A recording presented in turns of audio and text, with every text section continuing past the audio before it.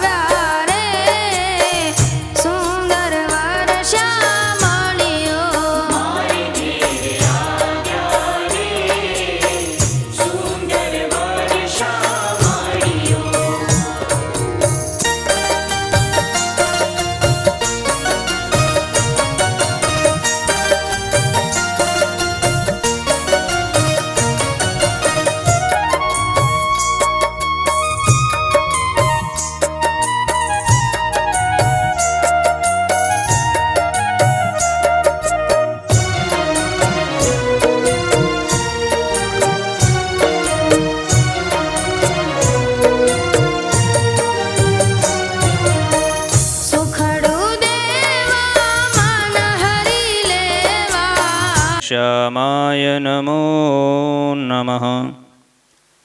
ओम श्री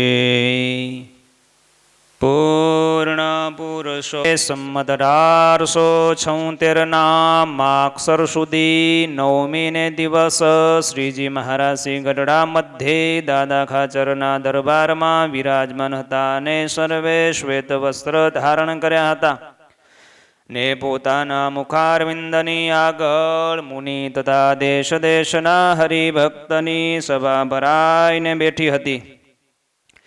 પછી શ્રીજી મહારાજ બોલ્યા, જે આ સત્સંગમાં જે વિવેકી છે તે તો દિવસે દિવસે પોતાને વિશે અવગુણને દેખે છે અને ભગવાનના ભક્તને વિશે ગુણને દેખે છે અને ભગવાનને સાધુ પોતાના હિતને અર્થે કઠણ વચન કહે તે પોતાના હિતકારી માને છે અને દુઃખ નથી લગાડતો તો એ દિવસે દિવસે સત્સંગને વિશે મોટપને પામે છે। અને જે અવિવેકી છે તે તો જેમ જેમ સત્સંગ કરે છે અને સત્સંગની વાત સાંભળે છે તેમ તેમ પોતાને વિશે ગુણ પરઠે છે અને ભગવાન અને સંત એનો દોષ દેખાડીને એની આગળ વાત કરે છે તે વાતને માને કરીને અવળી લે છે અને વાતના કરનારાનો અવગુણ લે છે તે તો દિવસે દિવસે ઘટતો જાય છે અને સત્સંગમાં પ્રતિષ્ઠાહીન થઈ જાય છે. અને પોતાને વિશે જે ગુણનો માન એનો ત્યાગ કરીને સુરવીર થઈ ભગવાનને ભગવાનના સંતને વિશે વિશ્વાસ રાખે તો એનો અવિવેક ટળી જાય છે અને સત્સંગમાં મોટપને પામે છે. ઇતિ વચનામૃતમાં. બોલો સ્વામિનારાયણ ભગવાન કી. સત્સંગમાં દિન પ્રતિદિન આગળ વધવા માટેનું મીટર એટલે પ્રથમનું છઠ્ઠું વચનામૃત. આજે દત્તાત્રેય જયંતિ. દત્ત ભગવાન પોતાના જીવનમાં 24 ગુરુ કરી અને પ્રત્યેક એ વસ્તુમાંથી એમને ગુણ ગ્રહણ કરી અને યદુ રાજાને એમને ઉપદેશ આપેલો છે, જે બહુ અદ્ભુત કથા ભાગવત 11મા સ્કંદમાં કથા છે. છઠ્ઠા વચનામૃતમાં સ્વામિનારાયણ ભગવાને પણ આ જ વાત કરી કે સત્સંગમાં આગળ વધવું હોય તો જે ગુણગ્રાહી થાય ને એ સત્સંગની અંદર આગળ વધે છે. દત્તાત્રેય ભગવાનને ઉદ્દેશ્ય અને વચનામૃતમાં ભગવાન એમ બોલ્યા છે કે જેમનો સ્વભાવ દત્તાત્રેય ભગવાનના જેવો ગુણગ્રાહી થઈ જાય એમનો જ સત્સંગમાં પાયો અચળ થાય છે. શ્રીજી મહારાજે દત્તાત્રેય ભગવાનને યાદ કર્યા.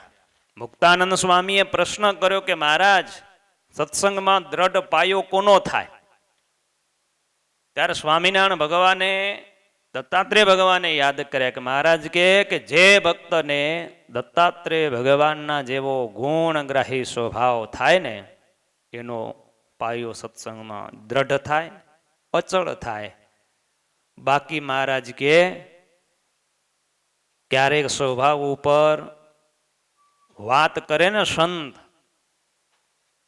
ત્યારે વાતને માને કરીને અવળી લે, ન મનાય અને સત્સંગમાં પાછું હટવાનું પણ થઈ જાય, ઘણા પડી પણ જાયરા.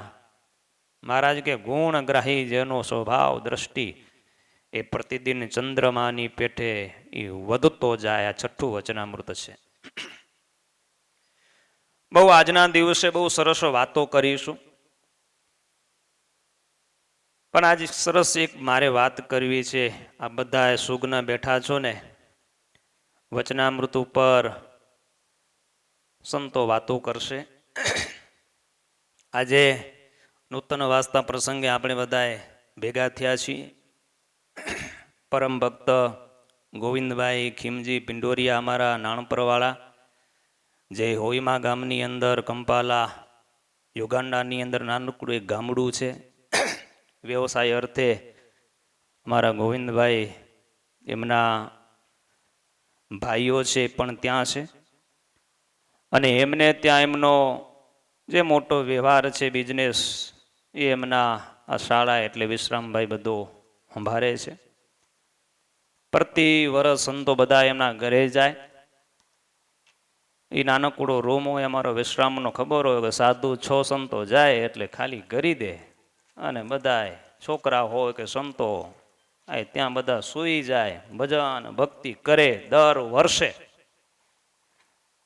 તો આજે એમના વાસ્તા પ્રસંગે સંતો બધા આવશે, કેટલાક આવી ગયા છે. ભાવના ઊંચી કે મારે ત્યાં યુગંડાની અંદર જો સંતો બધા આવતા હોય તો મારા વાસ્તામાં પણ સંતો બધા મંદિરોમાંથી આવે, અને એની ભાવના છે. પરિવાર આખો સાધુ પ્રેમી છે.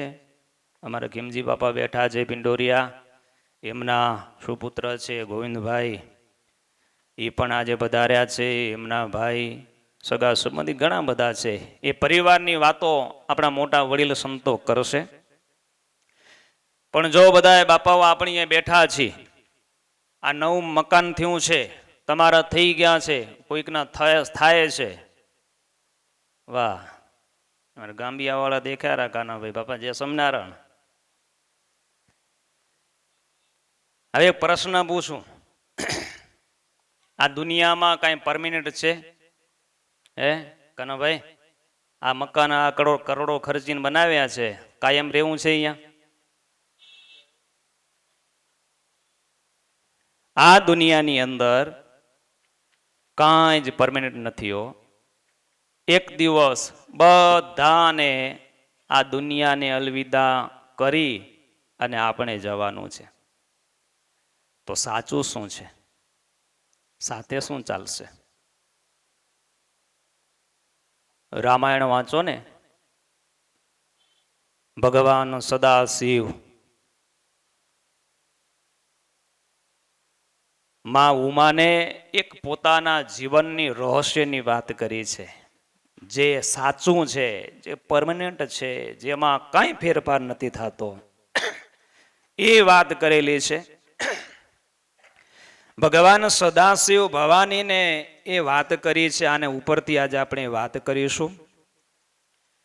મહાદેવજી બેઠા છે કૈલાસ પર્વતમાં, ભવાની દર્શને આવ્યા અને બેહાડી અને કથા કરે છે હો કે દેવી આજે બેસો, મારે એક વાત કરવી છે. બેહી ગયા. ઉમા કહું મેં અનુભવ અપના, સતહરિ ભજન જગત સબ સપના. જો આ એક ચોપાઈ, પણ કેટલી વાત કરી સરસ મજાની.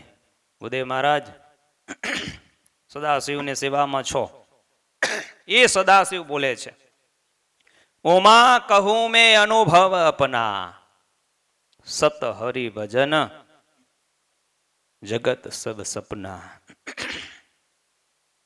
આપણે બધાને ખબર છે આ દુનિયામાં આપણે કોઈ સ્થિર નથી, કોઈની સત્તા સ્થિર નથી રહેવાની, સંપત્તિ સ્થિર નથી રહેવાની, આપણું સ્વાસ્થ્ય, શરીરનું પણ સ્વાસ્થ્ય એ સ્થિર નથી રહેતું.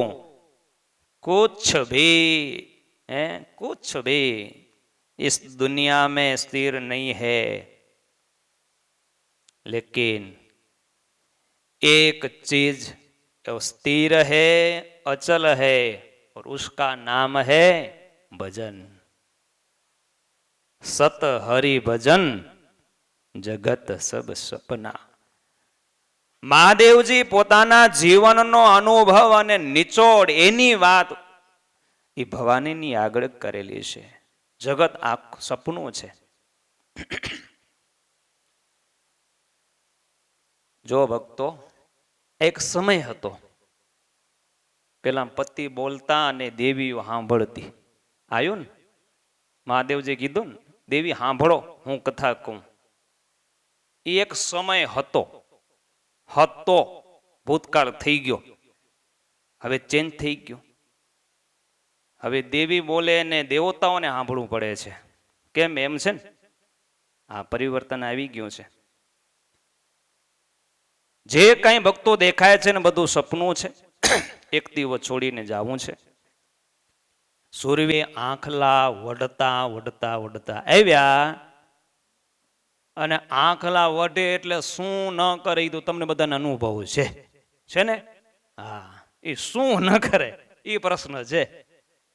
એ બે આંખલા વઢ્યા, મહારાજા જનક એ હાથમાં ઠીબ છે, ખીચડી છે, અને આમ બેસવાની તૈયારી કરે, અને બે આંખલાએ રાજાને લીધા હો સિંગડે. અને તમને અનુભવ હશે, બે આંખલાને વચ્ચે આવી ગયા, અડફેટમાં આવી ગયા, અને મહાત્મા જનક પડ્યા હેઠા. પેલું ઠીકરું ભાંગી ગયું, ખીચડી ઢોળાઈ ગઈ, અને ભક્તજનો આવું થયું. અને પડ્યા ને, સપનું તૂટી ગયું અને જાગી ગયા. તો રાજા સુતા હતા હજી.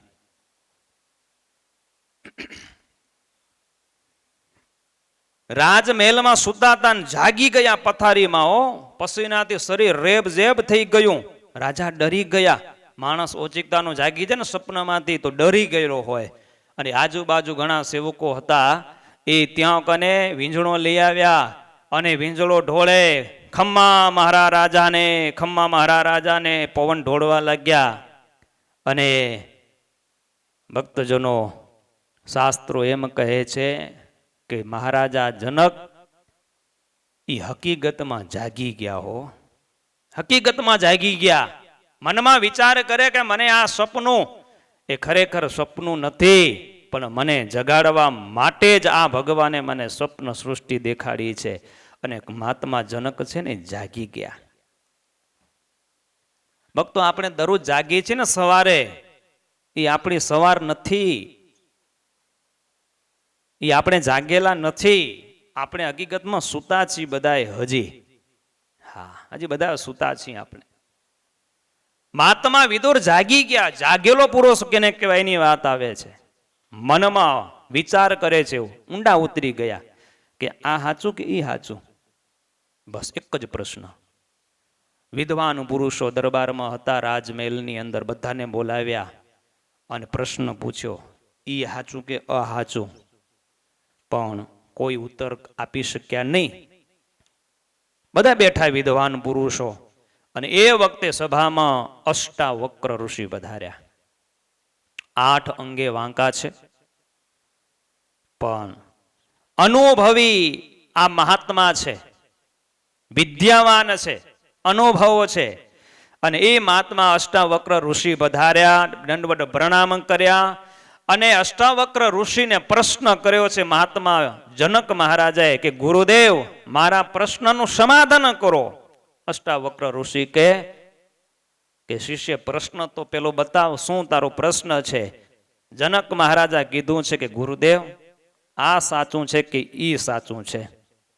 ત્યારે જનક રાજાને સામે પ્રશ્ન કરેલો છે અષ્ટાવક્ર ઋષિ કે મહારાજ, જો એ સાચું હોય ને તો આ સાચું છે. સંભળાય છે ને? બધા સાંભળો છો ને તમે બધા? જો દર્શન વાળા આવશે ને પોતે કરીને બેઠા આવશે, તમે ધ્યાન નહીં દેજો, બહુ તમારા જીવનની સરસ વાત આવશે. હજી અષ્ટાવક્ર કે ઈ જો સાચું હોય ને તો આ સાચું છે, અને જો ઈ ખોટું તો આ ખોટું. મહાત્મા વિદુર કે ઈ ખોટું હતું, એ સપનું હતું, એ ખોટું હતું. અષ્ટાવક્ર કહે છે મહારાજ, તો આ પણ ખોટું જ છે. ઓલી આંખ ખોલે પછી ખોટું થઈ જાય છે, અને આ આંખ મીચાય છે ને પછી ખોટું થઈ જાય છે. લેકિન દોનો ही सपना ही है.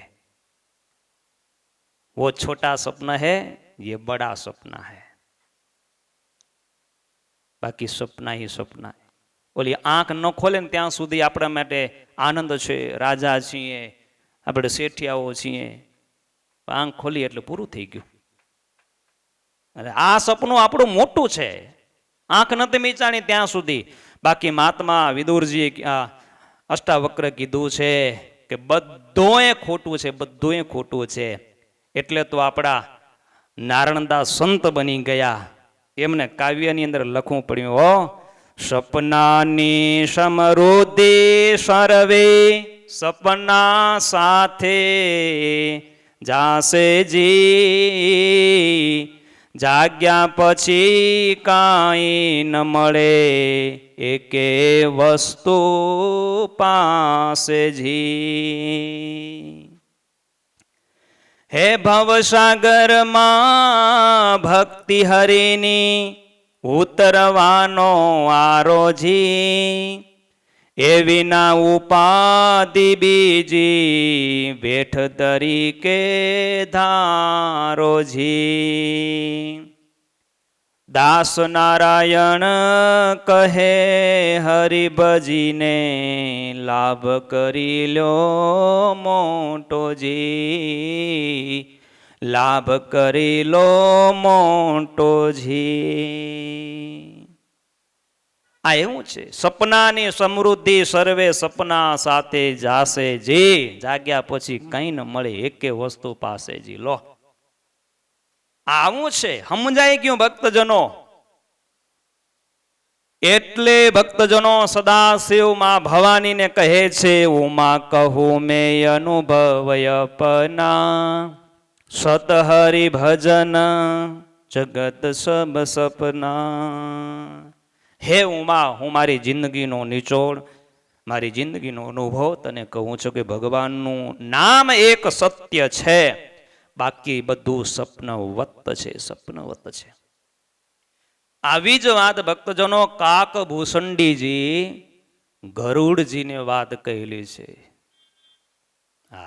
રામાયણમાં એનો પણ પ્રસંગ દિવ્ય છે, મહાભારતમાં પણ પ્રસંગ જોવા મળે છે.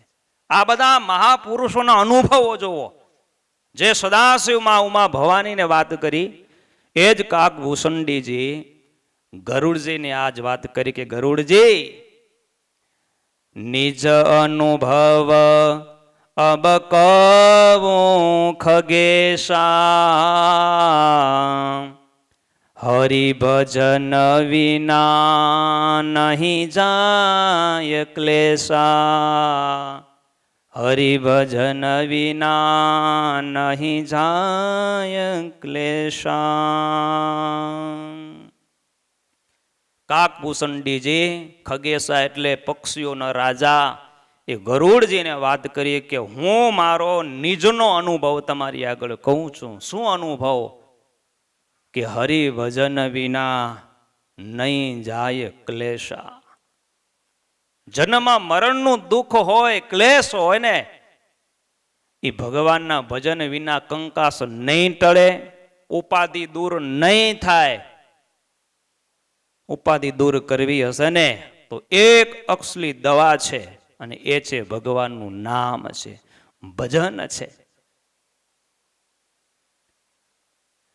એટલે તો નરસિંહ મહેતા તો ગાઈ ગયા છે ને, હે રામ રટન હાજ હવારે, બીક પછી કોને અમારે, હે દુનિયા દો રંગે વાલા, ફાવે એમ બોલે, પ્રેમ રસ પીધો પીનારે, બીક પછી કોને અમારે. સત્ય એક ભગવાનનું ભજન છે. નરસિંહ મહેતા કહે છે, હાજ હવાર જે ભગવાનનું ભજન કરે છે ને, એમને જીવનમાં કોઈ ઉપાધિ નથી હોતી. મોટામાં મોટો રોગ જન્મ મરણનો, ઈ રોગ છે ને કાયમને માટે ઈ ટળી જાય છે. આ ભગવાનનું ભજન છે. ભક્તો, આપણે બધાને ભજનમાં લાગવાનું છે. હજી આપણે લાગ્યા છીએ, પણ જેવું લાગવા જોઈએ ને એવા હજી આપણે કોઈ નથી લાગ્યા. આપણે આજે હુતા છીએ, હુતા છીએ. આ સંતો જગાડવા માટે ગામડે ગામડે ફરેરા, ઘંટડી વગાડે, એ રાત્રિનું સભાઓ કરે, વાસ્તા પગલા કરે, ભેગા કરે ને માન કોઈક જાગી જાય, ભગવત માર્ગે લાગી જાય ને ભાગી જાય તો કામ થઈ જાય. પણ આપણે એવા આળસુ છીએ ને એવા આળસુ છીએ, પણ એ ઉઠે બીજા. ભાઈ, જે માણ હાચો હૂતો હોય ને એ ઉઠી જાય. હાચો હૂતો હોય એને કોઈક ઉઠાડે ઊભો થઈ જાય. પણ જે જાગતો હૂતો હોય એને ઉઠાડવો ને દુનિયામાં કોઈ દવા નથી. લો, ગોદડું ઓઢીને હારો હોઈ જાય, પગ વચ્ચે દબાવી દે ગોદડી, અંદર તેમ જાગે પડ્યો, રાજી થાય, ભલે ઉઠાડે, ભલે ઉઠાડે. હા, આપણે બધા એમ જ કરી રહ્યા ને. આ એ છોકરાનો અનુભવ હોય પાછળ વાળાને, હા, દબાવી દે ગોદડીને હોઈ જાય અંદર. હાચો હુતેલો એ જાગી જાય, એને કાંઈક ચિનગારી મળે ને, આવી સપન જેવી કાંઈક વોર્નિંગ મળે, જાગી જાય. પણ જાગતો તકો સુતેલો એને ઉઠાડવો ને, એ પછી કુંભકર્ણ જેવું છે. ગમે તેટલા નગારા વગાડો તો એ ઉઠે એ બીજા. પણ એક સપનું આવે અને જીવનનો આખો ટર્નિંગ પોઈન્ટ બની જાય, સાર જિંદગીનો બની જાય, જાગી જાય. મહાત્મા વિદુર જાગી ગયા. આલા જનક મહારાજા અષ્ટાવક્ર કીધું ને, બે ખોટું છે. જોયું એ ખોટું અને આ છે રાજ એ ખોટું. ઓલી આંખ ખોલી એટલે ખોટું થઈ ગયું ને આંખ મીચાશે ખોટું થશે. માટે રાજન સત એક ભગવાનનું ભજન છે ને ભગવાન છે, માટે એની પ્રાપ્તિમાં લાગી જા. અને જનક રાજા લાગી ગયા. એવું મન જોડી દીધું ને એવું મન જોડી દીધું, રાજ્ય કરવા છતાંય એને વિદેહી કહેવાના, મહાત્મા વિદેહી. લો, એને પાસ ન લાગ્યો, જાગી ગયા. આને જાગૃત પુરુષ કહેવાય. ભગવાન વોર્નિંગ આપે સપનામાં અને જાગી જાય. એક છેલ્લી વાત નનકડી આવી છે, જાગ્યો કે નહીં કહેવાય. આપણા નિષ્કુળાનંદ સ્વામીએ ભક્તિ નિધિમાં સારા સારા નાના નાના આખ્યાનો લખ્યા છે. ભક્તિ માર્ગે જે ગયા છે ને એ કેમ ગયા, એને શું જિંદગીમાં એવો પલટો આવ્યો, શું દેખાણું ને જાગી ગયા. રાજપાટ, સુખ સમૃદ્ધિ, છોકરા છૈયા પરિવાર મૂકીને ભાગી ગયા જંગલમાં અલખની શોધમાં. એ ઘણા બધા ભક્તો સંતો મહારાજાઓને યાદ કર્યા છે ને એમાંથી એક રાજાને સ્વામી યાદ કર્યા છે જેનું નામ છે બાદનસા રાજા. બહુ અદ્ભુત કથા. આ બાદનસા રાજા બહુ મોટો રાજા થઈ ગયો. નિષ્કુળાનંદ સ્વામી આ કથા લખી છે. બહુ મોટું એનું લક્ષર. એ બીજા દેશની અંદર જ્યારે ચડાઈ કરવા જતો હતો ને 13 તુંબા લક્ષર લઈને જતો હતો. હવે લક્ષર કેટલું મોટું 13 તુંબા, એટલે એની સવારી આમ નીકળતી હોય ને આ રસ્તેથી, બરાબર ને, આ રસ્તેથી આમ 13 તુંબા એટલે એની સવારી નીકળે. એમાં ઊંટિયા હોય, ક્યાંક ઘોડા પણ હોય, આ બધું હોય. એટલી એની લાંબી સવારી કે આપણે ઓલું માટલું આવે ઉપર, એનું મોટું બહુ સાંકડું હોય અને નીચે પેટ મોટું હોય, બરાબર, ગળાનું થોડુંક મોટું મોટું હોય. એ એવો માટલું ત્યાં કને રાખવાનું. એ ઘોડા ચાલતા હોય, ઊંટિયા ચાલતા હોય, પેદલ એના સૈનિકો ચાલતા હોય, એમાં જે રજ ઉડે ને એ રજ ઉડી ઉડીને એ ભરાય માટલાની. એવા 13 તુંબડા ભરાઈ જાય ત્યાં સુધી લક્ષરનો ખૂટે નહીં. હવે એ રજ કેટલી ઉડતી હશે, કેટલું મોટું હશે વિચાર કરો. આટલું મોટું 13 તુંબા લક્ષર લઈ અને યુદ્ધ કરવા માટે નીકળ્યો. રાજાનો જય જયકાર થતો હતો. આમ તો અસવારી નીકળી. એમાં આગળ એક સાંકડો રસ્તો આવ્યો, 2 મોટા પર્વત, સાંકડી હાવ આમ વાટ આવી. એમાં ધીરે ધીરે જવા લાગ્યા સૈનિકો. 2-3 ઊંટિયા પણ નીકળી ગયા, પણ એક થોડોક ભરાવદાર ઊંટિયો હશે ને તે ઊંટ ગાડી ત્યાં કને રસ્તાની અંદર ભરાણી ઊંટિયું ભરાણું બળ કરવા ગયું, પણ નો આગળ નો પાછળ. અને એ સાંકડી ગલીની અંદર ઊંટિયું છે ને મરી ગયું. અને આ બાદનસા રાજાનું સૈન્ય છે ને એ ઊભું રહી ગયું. પોતે તો અંબાડી ઉપર હતો અને લક્ષર ન કાંઈ મુવમેન્ટ કરે, ન આગળ ન પાછળ. એટલે એમને સાદ કર્યો, સવારી ક્यों રૂક ગઈ, ક્યાં હુઆ? એટલે એક એનો સિપાહી હતો ને એને એટલું જ કીધું કે झांपना आगे ऊंट मर गया, एक ऊंट मर गया है, इसलिए हमारी असवारी रुक गई है. હવે રાજા બેઠો તો અંબાડીએ નીચો આવ્યો, ઉતરી, ક્યાં હુઆ, ઊંટ મર ગયા. જોવા માટે આવ્યો ને, ઊંટ્યું તો આમ 4 પગ ઊંચા કરી હોતો તો મસ્ત મજાનો. ઓલો બાદનસા રાજા આવ્યો અને એ જોવે છે. એને સિપાહીઓને કહે છે કે ऊंट का नाक भी सही है, कान भी है, पाव भी है, पूंछ भी है, सब कुछ अच्छा है, इसमें क्या मर गया है, पूरे पूरा ये ऊंटिया है, तो इसमें क्या मर गया है. હવે રાજાને એ ખબર નહોતી લો ઊંટિયું મરી ગયું એટલે, તો એ કેટલી સુખ સાહીમાં જીવતો હશે. ત્યારે એના સૈનિકે ધીરેકથી કાનમાં વાત કરી કે મહારાજા इसमें से हवा निकल गई है. क्या बोला? हाँ, हवा माने जीव निकल गया है. राजा चमक्यो ने बादनसा એટલી વાત કરી કે सबका इसी तरह निकलेगा. हाँ, सबका. ઓલો સિપાही કે दीवान એનો હતો ને કે राजा जिसका जन्म है उस सबका एक दिन ऐसा ही आएगा. हाँ, हवा निकल जाएगी. સબ કુછ છોડ કે જાના પડેગા. આવી જ્યારે દીવાનજીએ વાત કરીને ત્યારે બાઝનસા રાજા ભક્તજનો જાગી ગયો. વિચાર કરે છે કે આ યુદ્ધ કરવા માટે જાઉં છું આવા 13 લક્ષરની સાથે, મારી પાસે ખૂટે એટલું નથી, છતાં હું આ બધું ભેળું કરવા જાઉં છું. દીવાનને પ્રશ્ન કર્યો કે એક દિન છોડ કર જાના પડેગા તો ये सब कुछ साथ चलेगा? ये लक्सर, ये हमारा राज्य. दीवान जी के कुछ भी नहीं चलेगा, कुछ भी. हाँ, साथ चलेगा पुण्य और पाप. જ્યારે આવું સાંભળ્યું ને રાજાએ તરત સંસારના સુખનું પરિણામ કાઢી લીધું કે સાથે કાંઈ આવવાનું નથી તો આ માથાકૂટ શેની. અને ભક્તજનો અંદરથી આત્મા જાગી ગયો.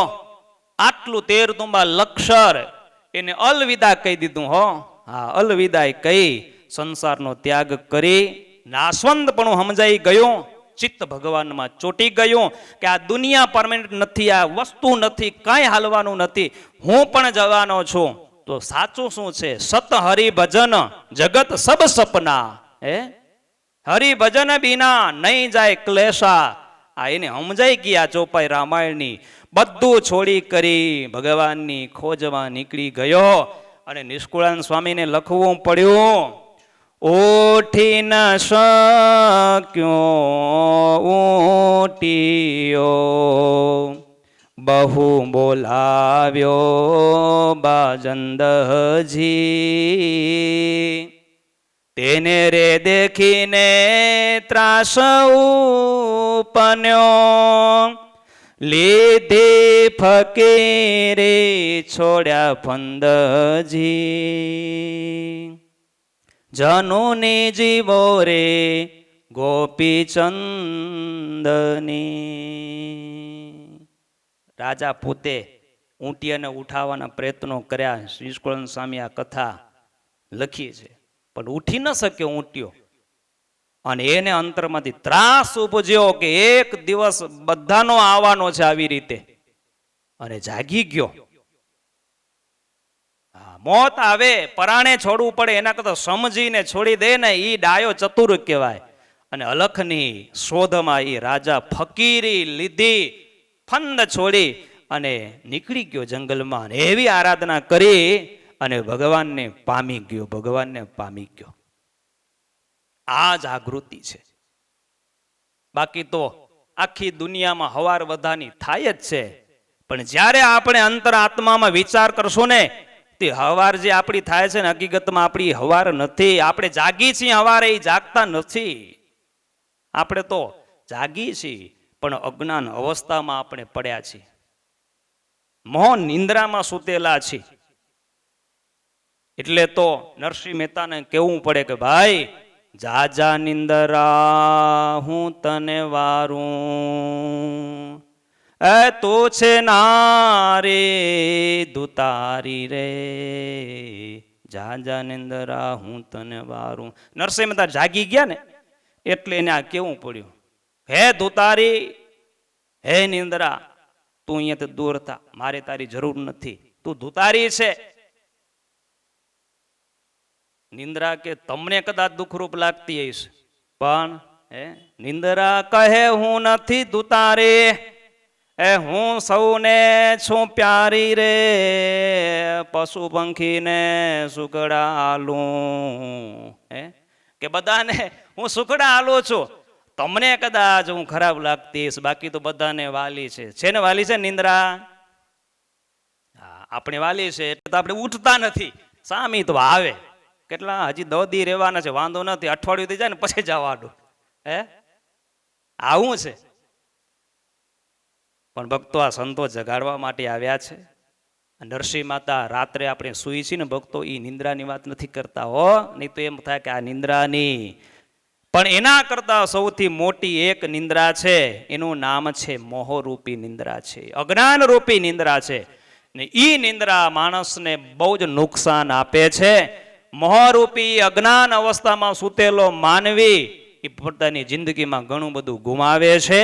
એ નિંદ્રા આપણે બહુ મોટું નુકસાન આપે છે. અજ્ઞાનતાને કારણે મોહવશ વ્યક્તિ છે ને એના પોતાના જીવનમાં વ્યસન આવે છે, પાપ વૃત્તિમાં માણસ ધકેલાઈ જાય છે, ઘણાની ખોટી લાઈનો પકડાઈ જાય છે. આ મોહ નિંદ્રા, અજ્ઞાન નિંદ્રા છે ને એમાં માણસ આટલું નુકસાન ભોગવે છે. આ નિંદ્રા એવી છે તુલસી, એટલે નરસિંહ મહેતા કહે છે તારી મારી જરૂર નથી, તું ધુતારી છે. ભગવાનનું શરણું છોડાવી અને માયાનું શરણું તું સ્વીકારી દે, પકડાવી દે છે. યોગી લૂટ્યા હે તે ઘણાને લૂટ્યા છે, માટે મારી તારી જરૂર નથી. આપણે બધાને જગાડવા માટે ભક્તજનો આ મહાપુરુષોનો દાખલો છે. આજે બહુ અદભુત આવું વાસ્તુ છે. આજે ઘણા બધા આપણે ભેગા થયા છીએ ભક્તો ભગવાનના, અને એવી અહીંયાથી વાતો સંતો કરશે કે આપણે ભગવત માર્ગે જઈએ. જિંદગી સુતા છીએ, આવા મંદિરો બનાવ્યા છે ને તો ભક્તજનો 3-4 વખત કથા વાર્તા થાય, પણ આપણી સંખ્યા જોઈને તો આવ 15 ને 20. આ ગામની અંદર આટલી મોટી સંખ્યા 10-20 હજારની સંખ્યામાંથી આવ 10-15 જણા બેઠા હોય સાધુ આગળ, તો એ શું વિચાર કરો. આપણે ક્યારે જાગશું? આ જગાડવા માટે સંતો આવ્યા છે, જગાડવા માટે. એક વસ્તુ માથે આપણે વિચાર મળી જાય અને આપણે જાગૃતિ આવી જાય ને તો ભક્તજનો આપણું બહુ મોટું કામ થઈ જાય. ઓલો કુંભાર છે ને, માટલું, બહુ 2 લીટીની એક વાત યાદ આવી એટલે કહી દઉં, પછી સંતોના આશીર્વાદ આપણે લેશું. એક વસ્તુમાંથી ક્યાંક સભામાં ગયા હોય અને એમાંથી એક સારી એક વાત મળી જાય અને માણસ જાગી જાય ને તો એનું જીવન કેટલું પરિવર્તન થઈ જાય અને લોકોને કેટલું લોક ઉપયોગી થઈ જાય. અહીંયા ગામમાં કુંભાર છે કે નથી? મેઘપરમાં નથી? લો કાંઈ વાંધો નહીં, પણ આપણે એને ખરાબ વાત નહીં કરી, સારી વાત કરીશું. તમે કહેજો.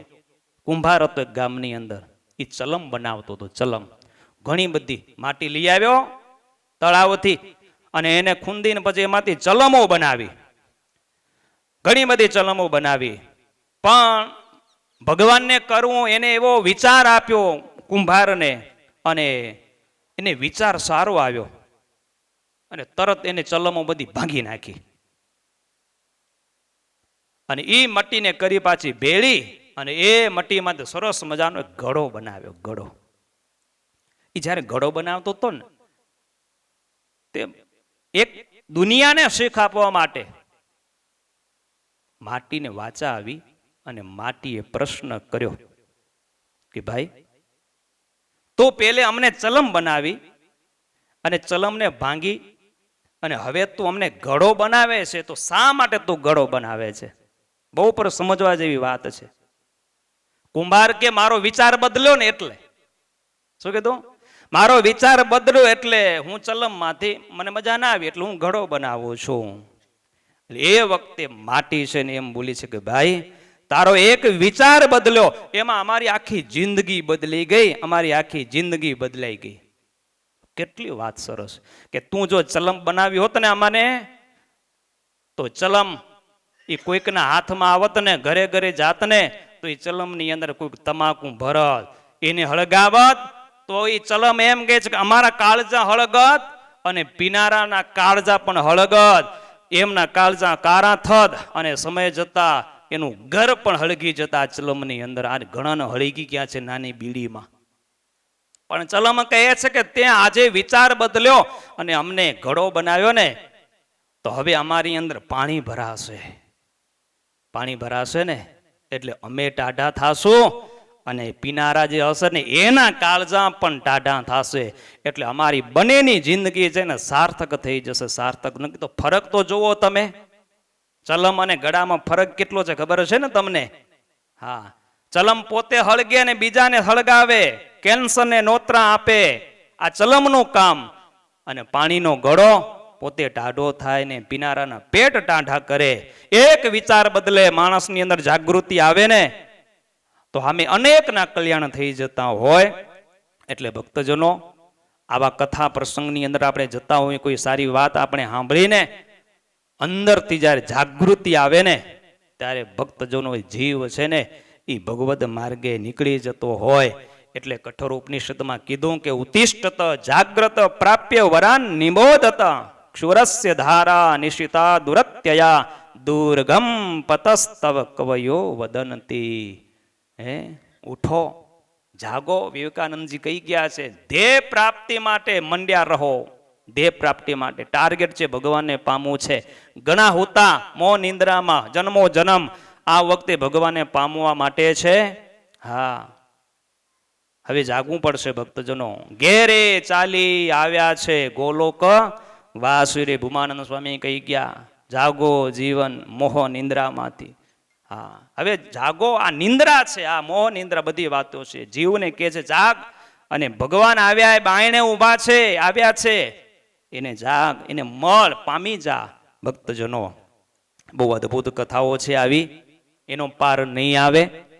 પણ આપણે બસ ભગવાનના ચરણમાં પ્રાર્થના કરીએ કે હવે આપણે જાગીએ, અને જાગીએ આપણા ધર્મ માટે જાગીએ, આપણા સંતાનો માટે ભવિષ્યનું ઉજ્જવળ રહે, એનામાં સારા સંસ્કારો આવે, આપણા કુળના રિવાજો મર્યાદા એની અંદર સ્થાપિત થાય. એના માટે થોડુંક જાગૃત થવું પડશે, બી એલર્ટ થવું પડશે. સમય બહુ ખરાબ છે આગળો, એટલે હવે જાગવું પડશે. ધર્મ હોય કે ભક્તિ હોય કે કુટુંબમાં રહેવા માટે સંપ હોય, બધી બાબતમાં જાગવું પડશે. અને જાગશું ને તો ભક્તજનો પ્રાપ્તિ બહુ મોટી થશે. ખબર છે ને, ગાડીમાં જતા હોય જાગતો પુરુષ હોય ને, એ કદાચ ક્યાંક ગાડી આમ આડી આવડી લફે ને, પણ જાગતો હોય ને તો થોડુંક ઓછું વાગે. પણ હાવ ઝોલા ખાતો હતો ખબર ન પડે, એટલે એવું થઈ જાય. એટલે ભક્તો, આ સંતો આવ્યા છે, સ્વભાવ થાય છે, ગામડે વિચરણ સંતો કરે છે જીવને જગાડવા માટે. ઘંટડીઓ વગાડે પણ બહુ ઓછા જાગે, પણ પ્રયત્ન ચાલુ છે. કોઈક જાગી જાય તો કામ થઈ જાય. આ એમની ફોજ છે. ગુણાતીતાનંદ સ્વામી કીધું કે આ જીવને કોઈક જગાડનારો ખપે, તો આ બધા મહાત્માઓ જગાડવા માટે આવ્યા છે. ઘંટડીઓ વગાડેરા, પણ ઘંટડી શું બહુ થોડાક ને ઓછી પડે, એટલે હવે બધા હવે ઘંટ લઈ આવવાના છે. એ આ ખબર હે ને, પેલા મોટો ઘંટ વાગતો રાજાનો, એટલે બધા જાગતા અને ખબર પડતી. એટલે હવે વિચાર કરેરા કે હવે કયા ઘંટથી જાગે, એ સંતો સર્ચ કરેરા. એ પ્રમાણે તમારા કને અપડેટ આવશે.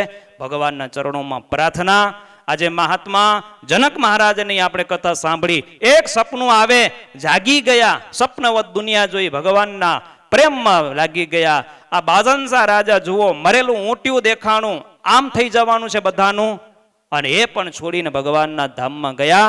તો ભક્તજનો, આવા આલિશાબંધ મકાનો આપણે બનાવશું, એક દિવસ જાવું છે. પણ આ મકાનમાં બેસી આ પંચભૂતનું ખોળિયું છે ને, એ આપણું નાશવંત છે વિશ્રામ, આને છોડવું છે. આ ખોળિયું સચવાય એના માટે આ પંચભૌતિક, બરાબર ને, ગાર માટીનું બનાવ્યું છે આને. પણ આ ગાર માટીના મકાનમાં બેસી આમાં રહેલો જીવાત્મા, એના માટે પરમિનેટ મકાન બંગલો ભગવાનના ધામમાં તૈયાર થાય, એના માટે ભજન કરવાનું છે. માટે ભગવદ માર્ગે જાગે એવી ભગવાન સૌને બુદ્ધિ આપે. બસ આટલી વાત કરી અને મારી વાણીને વિરામ આપીશ. ભક્તજનો, આટલા બધા ભુજ મંદિર, અંજાર, માંડવી, પ્રસાદી, રાપર, તમામ ગુરુકુળમાં તે સંતો, જો આજે જજમાન પરિવારનો ભાવ જોઈ, આ બધા સંતો હોઈમાં જી આવ્યા છે.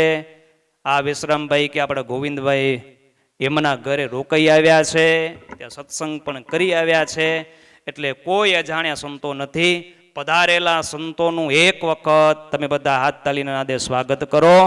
ખૂબ ખૂબ ધન્યવાદ કે આપણા ઘરે આ બધો સંતો આવ્યા છે, એના પગલાં પડ્યા છે. તો બસ વાલા ભક્તજનો, ભગવાનના મંગલ નામ ઘોષની સાથે મારી વાણીને વિરામ. બોલો નર નારાયણ દેવની, ઘનશ્યામ મહારાજની.